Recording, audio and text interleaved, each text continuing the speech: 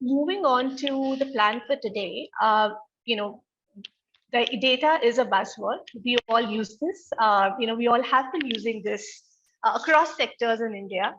But today we want to dive a little bit deeper and understand what is the context of using the word data when we work with communities and the most vulnerable in India. Now, that's the intention with which we thought we wanted to speak to you all and just leave you with some reflective thoughts, some reflective questions for you to think about how can you as NGOs use data beyond just measuring a measuring tool, beyond just collecting data, reporting it back to donors, etc. So that's one of the big things that we wanted to talk or initiate the conversation. We will not dive into the how of it today because we just have very limited time and it's also a very complex topic, I would say. But we would touch upon some of the barriers that exist, in the development sector, which disables us to empower our communities. And finally, we, of course, we have Priyank, who's our partner in crime today, and we'll hand it over to him for the next half of the session, where he will share his perspectives, his experience, his own, the work that data.org is doing, and specifically the data maturity assessment toolkit that they've come up with, which is, I must say, a great way to start thinking about where do you stand as an, as an organization on data and what's the way forward. So that's a bit of what we have in store for you. I know there's a lot to be accomplished. So without any further delay, let me just dive into this. But I know Aishwarya said that we have 10 minutes towards the end. So do park your questions. But we have chat box here, so feel free to post any thoughts, any comments. Even you can park your questions and put them on the chat group, and we can definitely take them towards the end of the session. Okay, so I think, like I was saying, in terms of the work that we do, and in the development sector, data is not simply limited to what we collect from our beneficiaries, or not simply data put into an Excel sheet, right? Not the rows, not the columns. When we speak about data, it's also about beyond collecting. How are we using that data to make decisions for the communities, by the communities? How are we using that data to actually ensure that the voices of the communities are being heard by the right representatives, whether it's at a government level or whether it's at a community level. So moving on, I think it's a way to for us to rethink on how are we defining data in our own organization, and thinking about how we can ensure that the data flows back to the communities. So it comes from the communities. Till now, we have used data to do our MELs, monitoring and evaluation. We use data at an organization level, maybe at a program level, to report back to donors, to make certain decisions for us. But have we given that trust? Have we displayed that trust? Have we given the power and agency to the communities and the most vulnerable to see this data and think about how they can, find ways to, or solutions to their own challenges? So that's how, when we talk about data or data empowerment, that's how we define data in the context of the data for good exchange. So this is just one, one initial, context that I wanted to lay out, that today when we talk about data, it's for the communities. It's about how do you empower the communities and how the data is flowing back to the communities to ensure that there are stronger feedback loops, that these feedback loops are being closed in a timely, in a quicker fashion, and are leading to more agency for the most vulnerable. With this, I think let's dive a little bit more into understanding some of the frameworks, some research that Dasra has done over the last 2 years. So I'll just invite Nirali to take it further from here. Thank you so much, Kavneet. for setting context on what data means in this particular conversation. Um, Now we've heard data, and we've heard about data empowerment, especially in the social sector. I just wanted to break it down for us simply. What does data empowerment mean? This is a model that's been developed by our partners, societal platform. So, what data empowerment actually means, okay? Basically, empowerment agents of change rather than passive recipients of their benefits. So, if you look at the model in front of you, the top speaks about NGOs, it speaks about government organizations, where from the bottom, we're thinking from the perspective of the end user or the community. What data empowerment actually means is when people in the community can see the data they want to, they can also make sense of the data they see. They also have the agency and the control over the data to aspire for more data and for new ways to solve. So, as Kavneet mentioned earlier, it's not just one line flow of data from the community or from the individual or the end user to the organization. It's also data flowing back to the community in the way that the community can solve the problems. I'll explain that also giving a simple example. If people in a community can see the availability, the water Sorry, availability, Nirali, and quality data your voice around is their village breaking. on a map. And sorry, Yeah, Nirali, your okay, voice am is I audible breaking. Can now? you turn off your camera if you're comfortable? I think that would be better. Is this better? Am I more audible? Yeah, yeah, better now. Is Please this go ahead. better? Yeah. Okay, okay, thank you. So to repeat, I'm going to explain what data empowerment would mean for a village community with an example. If people in a village community could see the water availability and quality data around their village on a map, right, and they could also understand the options available to them to solve their water crisis, and then they'll also be able to convince the local authority to build the right solution to solve for this water crisis. You see in this example that the end user or the community is able to see the quality data and understand their options and solve for its problem. It's not just a one side flow of data where only the organization is using it for monitoring, evaluation, or measuring impact. It's also giving the community some agency and control to solve for their problem. And this is also a great model, which again is developed by our partners, Societal Platform. Now, as an NGO, how do you assess whether you're actually empowering a community or the end user? So if you see this model, it's divided into four boxes.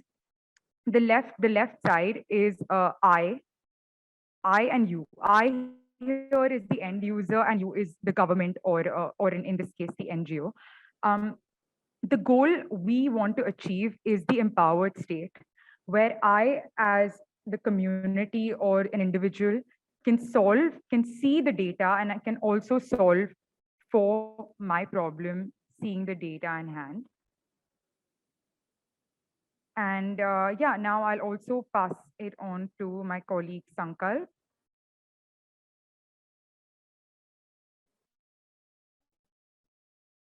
who will shed some light into. Thank you, Nirali. I think coming from uh, where my colleague Nirali left, we all aspire to reach that empowerment quadrant in the 2 by 2 matrix. But how do we reach that empowerment quadrant is the question. So what we at D4GX, the Data for Good Exchange, started last year was we did a landscape study to understand around 10 NGOs, their models in India, what are their practices, how are they using data, which helped us to sort of determine how is the journey to data empowerment and what are the critical breakpoints or the critical issues that they face in order to empower data as well. Is my voice breaking? Can I get a quick check? Aishwarya, No, I think it's good for is me. cool? Yeah, yeah, yeah. Please carry Okay. on. Yeah. All right, so I'll continue.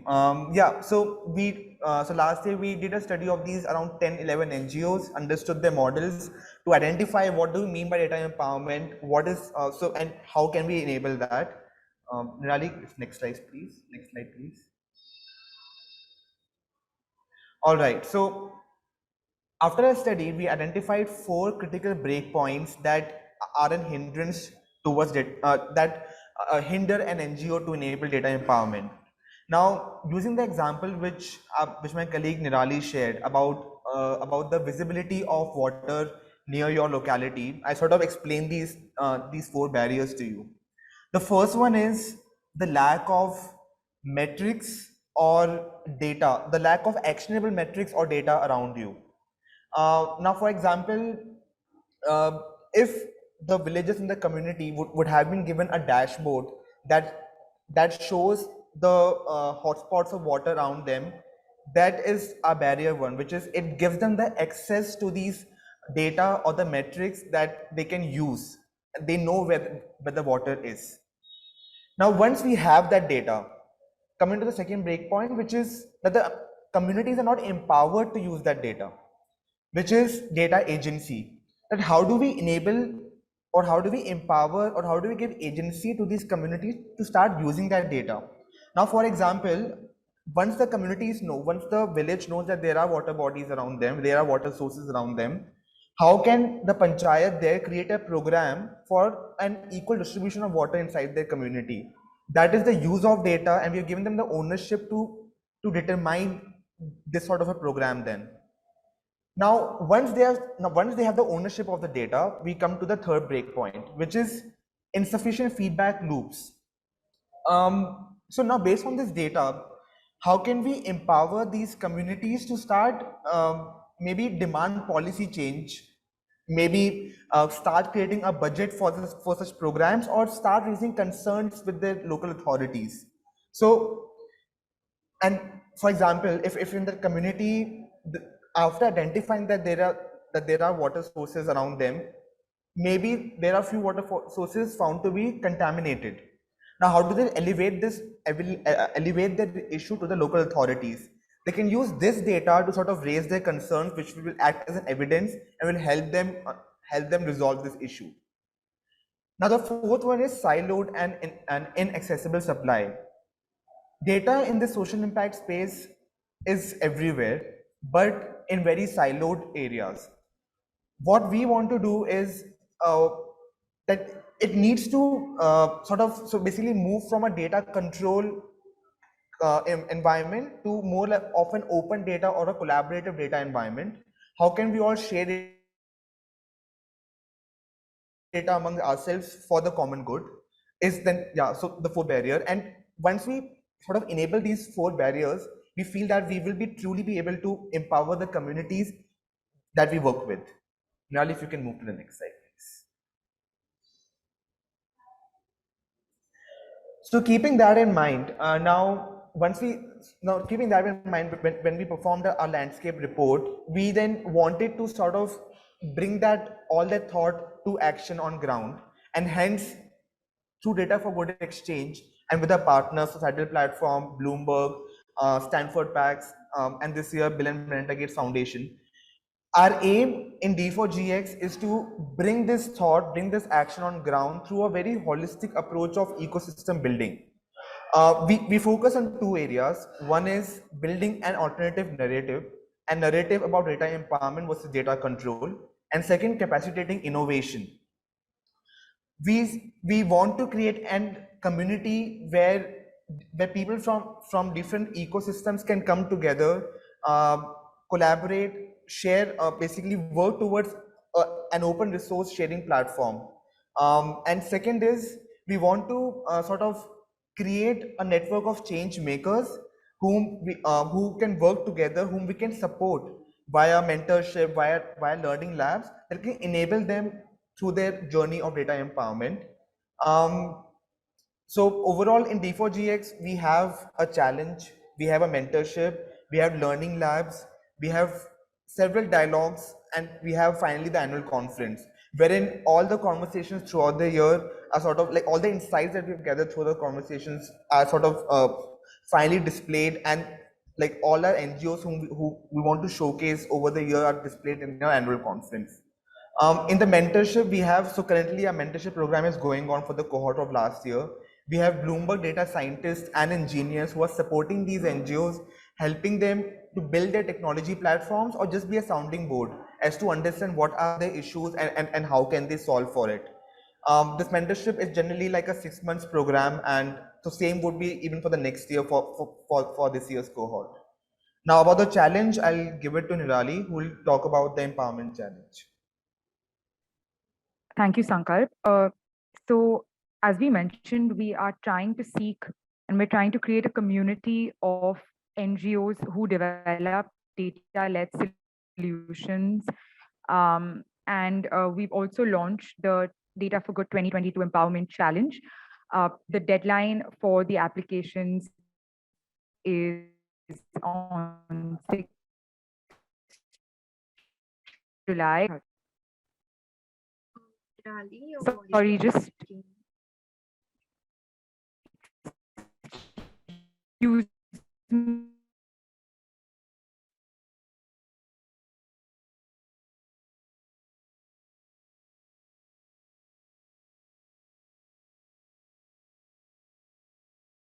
Participants will just wait for 5 We are not able to hear anything.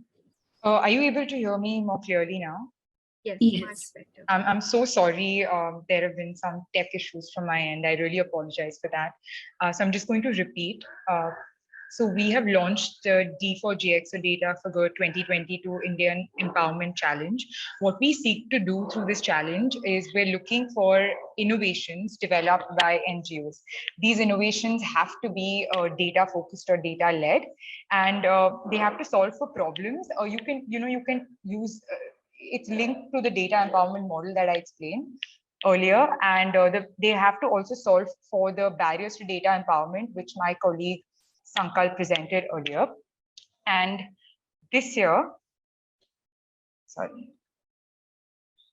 so these are the categories for which we're accepting applications for the empowerment challenge. We're looking for solutions focused around using data to enable learning, livelihoods, data to enable health, urban sanitation, and community resilience. So the winners of this challenge, we'll be having 4 winners, each winner for each category. Each winner will receive grants worth rupees 10 lakhs to develop this data-led innovation which they pitch.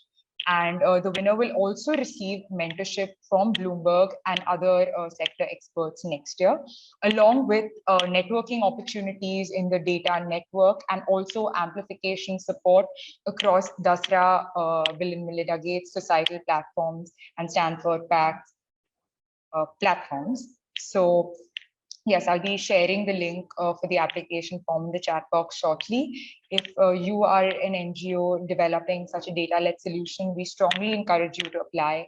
And if you also know any other organizations who are developing such solutions, we really encourage you to spread the word regarding this. Thank you. And I will be handing this over to Priyank. Thanks so much, Nirali. Can I share my screen, please? You might have to stop sharing.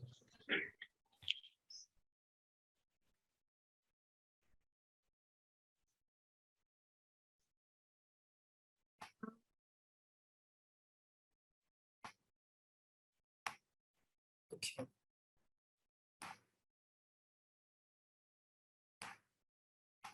Hi, everyone. Good afternoon. I am Priyank from data.org. I'm going to take the next 20 minutes or so to talk about building the field of data science for social impact. Thank you so much to ConnectFor and Dasra for the opportunity to engage on this topic. I think as Kavneet explained, sort of data.org and Dasra have been having conversations for quite a few months now, and we are very aligned in our mission. We want to see sort of the sector, social impact sector, become more data driven, and we want to see how the power of data can help with supporting as many organizations as it can and not be held in the hands of a few. So in today's conversation, I want to talk a little about the data journey of different organizations, as well as tell you a little about data.org and our own journey. I'll focus then on a report that we're launching, in fact, later today, which is around building data talent and why data talent is important for the social impact space. And then I'll end with thinking about data strategy and data maturity assessment that Kavneet mentioned at the very start. So while Dasra's presentation was focused around data empowerment and the individual data rights, I'll try and take an approach when I want to talk about sort of data for NGOs and think about how this the tool that we have developed may be helpful to all of you, and see if how you are thinking about your data talent needs. As Ashwari had mentioned, I lead the Capacity Accelerator Network at data.org. Data.org is a neutral platform for partnerships. We are a convener, connector of different organizations. Similar to Dasra, we are an intermediary in building the field of data science for social impact. This is really a field building exercise because we don't know the right answers. All of us are working towards experimentation, and it's very early in getting the ideas of leveraging data and tech for the larger good. Now, why is this important? So why should you be worried about your data journey? Why is your data journey important, right? So, and this is sort of a no-brainer where data can't be an afterthought. In fact, there was a report from IBM that I was reading the other day, and it talked about how some industry analysts have, according to some of the industry analysts, they claim that 60 to 80% of data and tech projects fail because oftentimes organizations, both in the private sector and nonprofits, actually focus on technology without really thinking about sort of data strategy holistically. So they often miss out on a data-centric culture to support the organization, or they miss out on what resources they have, what data infrastructure they have, and really get onto the technology. So that's where thinking about data right from the get-go, having a data strategy, integrating it with your organizational strategy, are all pillars that one needs to really think about, especially for SIO leaders such as yourself. Data-driven cultures can really realize higher returns by using data analytics. AI ML is far-fetched oftentimes for most organizations, but there are a few organizations that have enough data and they're looking at sort of predictive analytics at this stage. So understanding where your organization is today would be a vital first step towards thinking about that data strategy. I'll come to this in a bit in the later part of the conversation, but let me tell you where we think are the problems within the sector, right? So we think that there are three major buckets under which the problem lies. So first is awareness, where oftentimes SIOs or NGOs lack actionable awareness of data science, breadth and opportunity. So we often fear the unknown and we think like this is too far-fetched, I'm better off without these things. And we don't realize the opportunity it has to help us scale up some of our operations in terms of digitizing our work and leveraging data better for ourselves internally. From a funder's perspective, oftentimes funders want to have more confidence in making meaningful investments with demonstrable results, right? They want to avoid duplication, they want to create public goods, but funders also do not understand that the money for data-driven programs really needs to come upfront. This is not a specific project-based intervention, which you can start giving money in bits and pieces. Really, the infrastructure needs to be developed at the start. So that's the difference there. In terms of skills and experience, oftentimes NGOs are confronted with limited talent availability. Again, I'll deep dive into the talent bit in a while. And these challenges, there are challenges with meeting costs to acquire skills. All of you understand this better than me, where even one day of any of your staff members' time gone into training implies that the work stops, right? So at the very grassroots, oftentimes it is really about, do you prioritize your programmatic goals and your core work, or do you spend a day on getting training, even sort of something like a data and tech training, right? Or some upskilling with regards to something else. From a funder's perspective, funders are also competing for data science talent. So even in the philanthropy space, a lot of the times we realize that it is not the size of the organization, and this is something that is coming out from sort of our first 100 days of the data maturity assessment analysis that we have done, where it is not the size of the organization or the portfolio of the organization, even if it's a multi-million-dollar NGO or philanthropy. Oftentimes they may not have been using data science in the most effective way, or they may not have enough resources internally in terms of human resources that can help them with regard to their data aspects. The third bucket here is the resources, right? So NGOs often lack tools and capability to share data effectively and broadly. Funders, on the other hand, want assurance that effective tools are deployed globally and that data philanthropy occurs on a neutral, secure platform. So data is really an untapped resource in the social impact space. So unlocking its full potential is going to need significant investment in people, processes, technology, and really different stakeholders will have to align, coordinate, and scale their efforts on this journey. That's where we feel like data.org can support the sector. Data.org enables collaborations across sectors to drive action and results.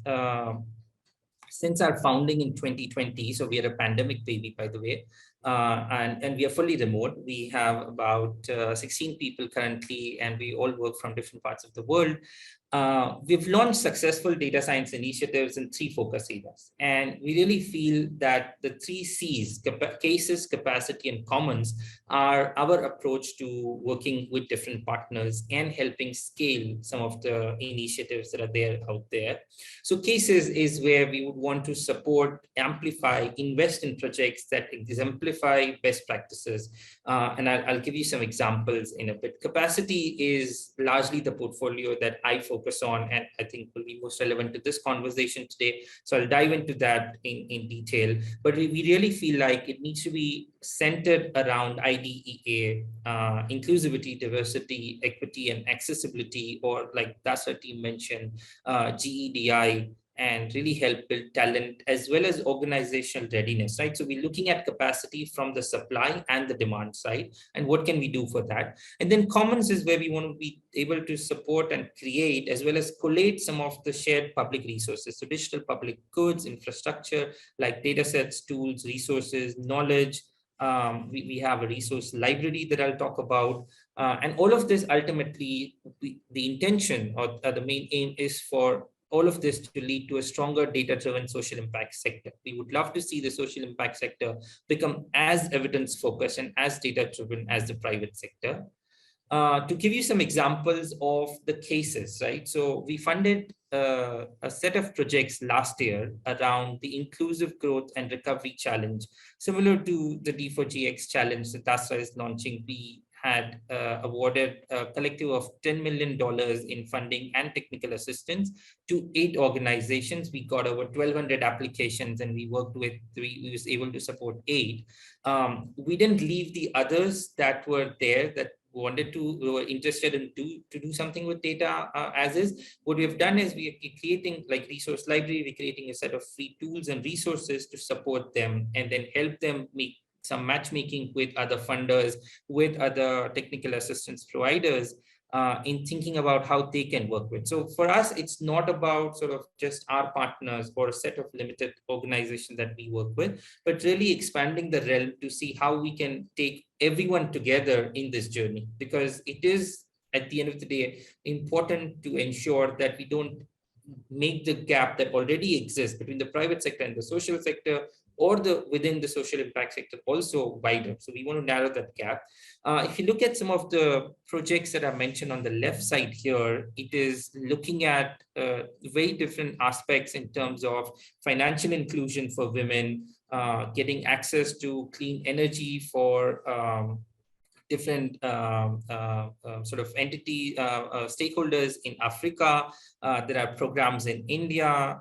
The one that I specifically would like to highlight is the Give Directly program that targeted cash transfers for COVID relief. This was a very successful program, and in fact, Give Directly then has been able to move to few other countries beyond Togo. So on the right, as I highlight here, sort of data.org has been able to scale and sustain not just these 8 programs, but help them sort of get 6 organizations out of these 8 build permanent open source tools that are available to the public.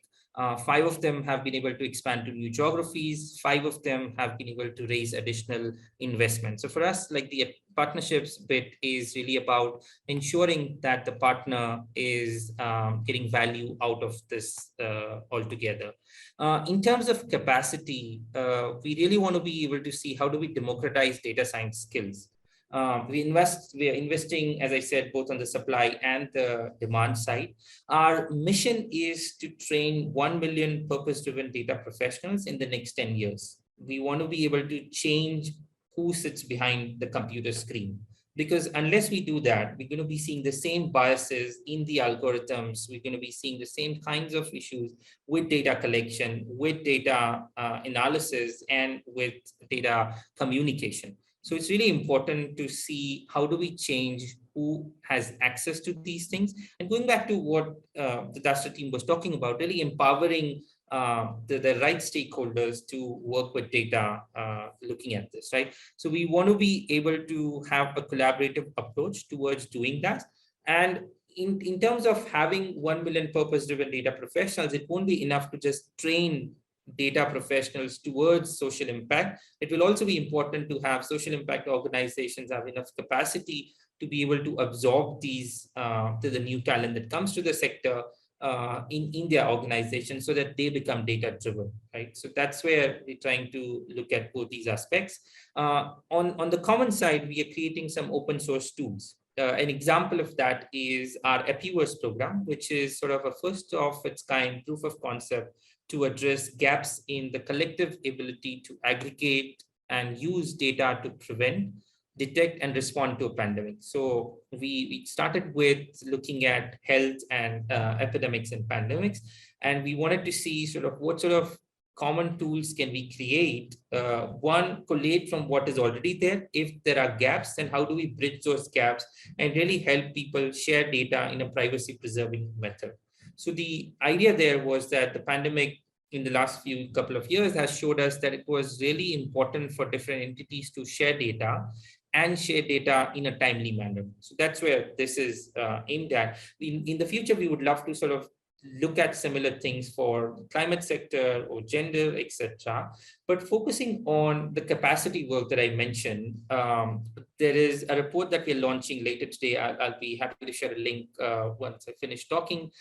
This is around workforce wanted. So this is a study that we embarked upon over the last 9 months with Dalberg and Patrick J. McGovern Foundation. And we really thought about sort of what is it that we need to do for data talent for the social impact space. We reviewed around 200 resources that were out there. We looked at training initiatives that are there, ongoing ones in the sector currently.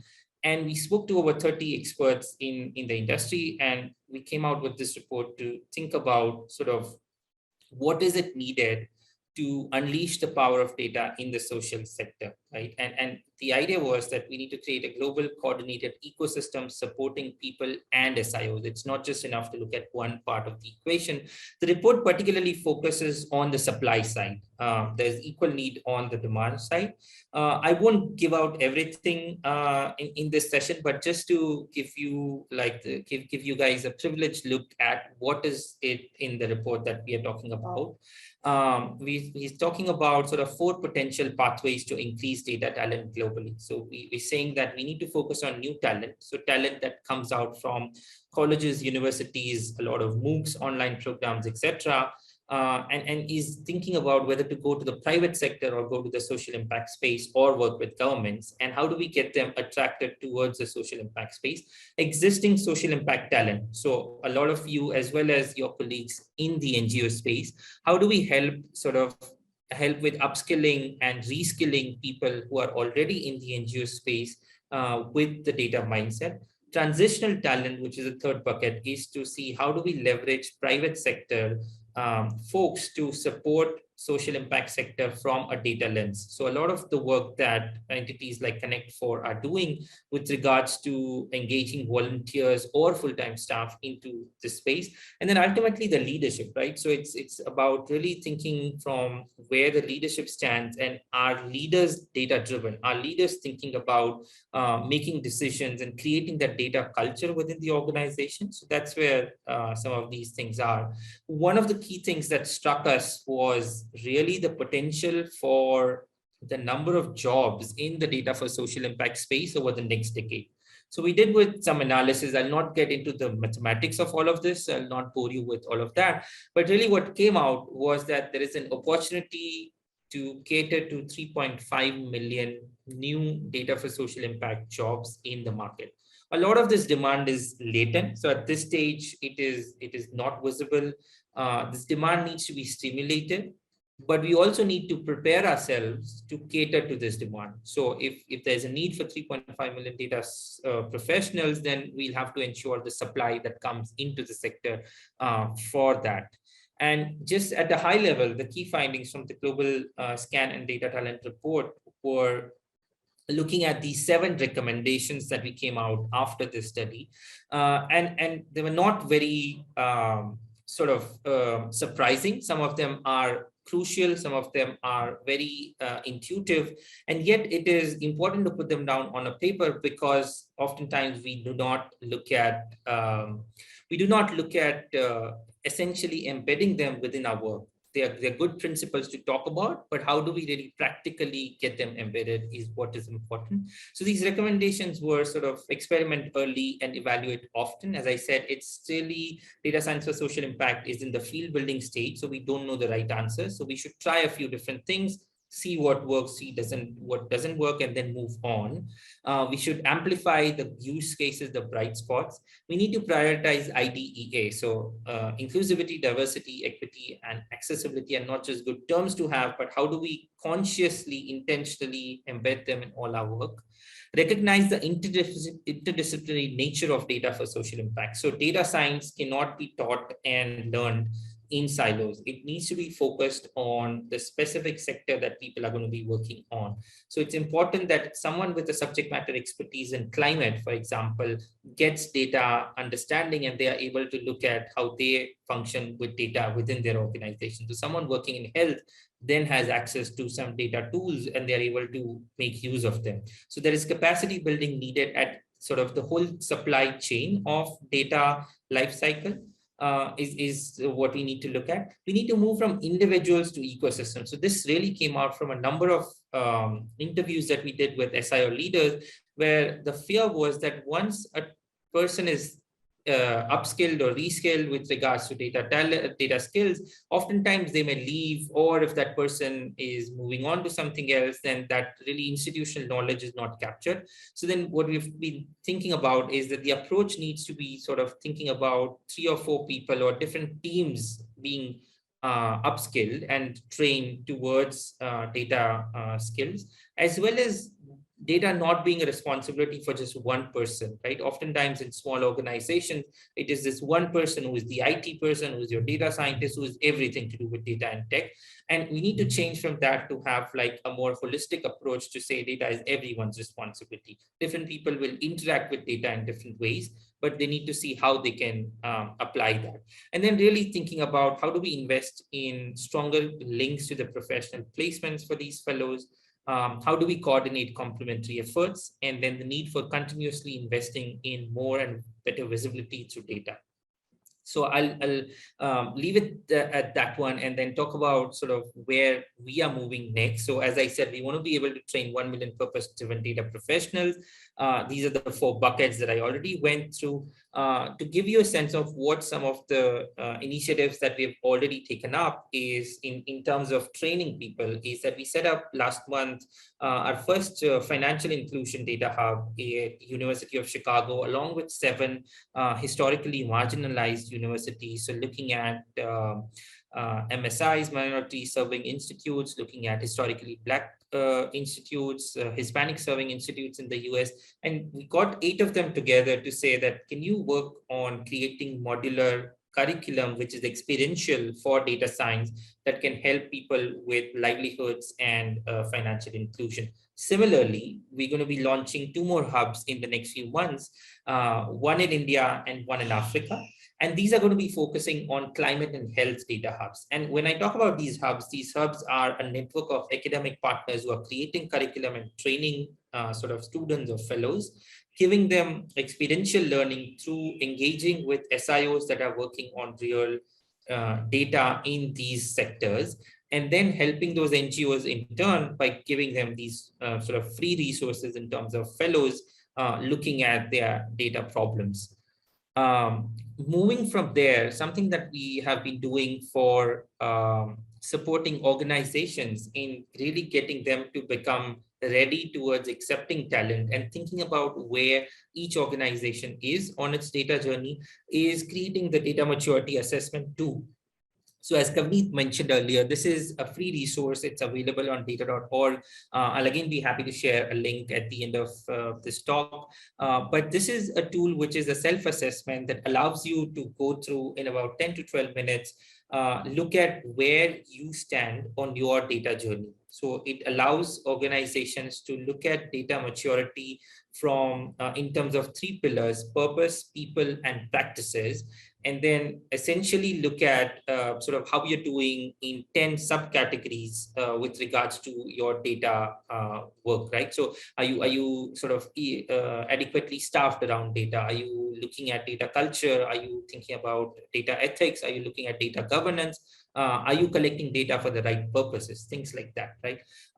So I would really encourage all of you to look at this tool and take some time in going through it. One of the things that we have realized from our different partners who have gone through this tool is the feedback we got was that this was useful for not just one person to do, take it up within an organization, but really 4 or 5 people to take it up and then compare their results. So what you see on the screen right now in the center is sort of a 1-pager result that one would get at the end of the assessment. And this allows you to know whether your organization is data guided or data led, etc., as well as gives you subscores in each of these categories. We don't stop there. On the right, as you see, we link each result, each assessment subcategory with a resource from our resource library. So we have curated a resource library of about 150 resources collated from the DSSI community.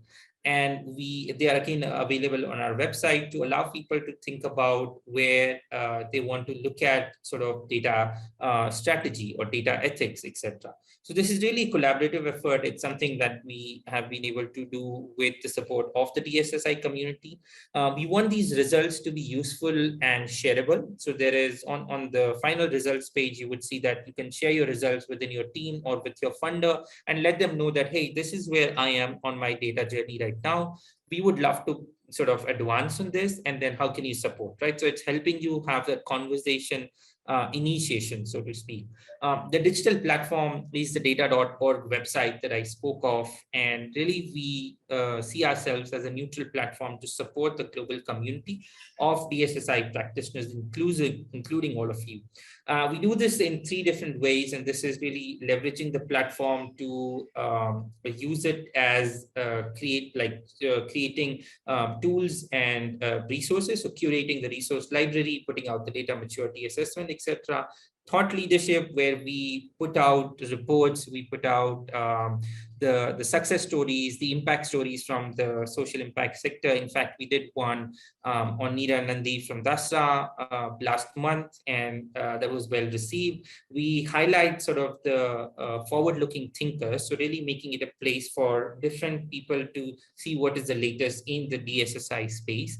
And then we engage with different partners in meaningful ways, not just our own sort of grantees that we support, but the larger community. And all of this would also be available to people through the newsletter that goes out every month. This is a set of partners that we have been able to work with so far. I'll skip that part. This is the overall team that is at data.org, and really looking at sort of, as I said, the IDEA lens is core to our ethos, and that's where we do it before we preach. I'll stop here, and happy to take any questions, answer anything that we can together work on, as well as I'll take some time to share the links that I mentioned, helping with thinking about data-driven organizations. Thank you so much. Thank you. Thank you so much, Kamneet, Sankalp, Nirali, and Priyank for sharing wonderful insights on this. I think a lot of us were not aware about how actually data works internally. So it was a great learning experience for me as well. Thank you so much. I would like to request all our participants, if you have any question, please drop in the chat box so our speakers can answer. Yeah, or if you want to speak, you can just raise your hand and you can start asking questions.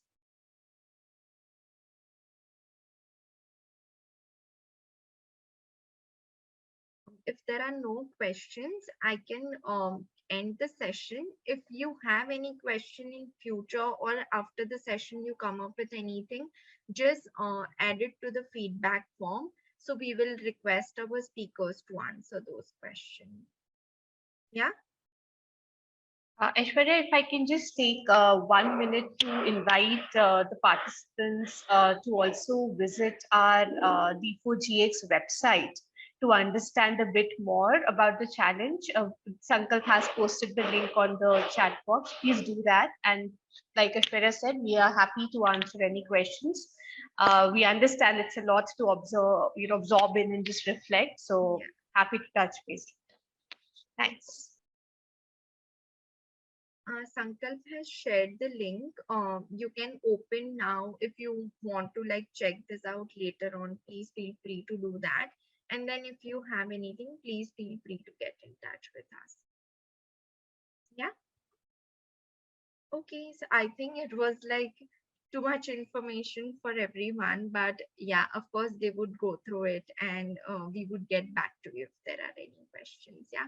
Thank you so much, Kamneet, Sankalp, Priyank, and Nirali. It was wonderful having you, and the kind of information you shared. I think it was a great learning, and I think it's a first step to understand about the data. So yeah, it was really important for us.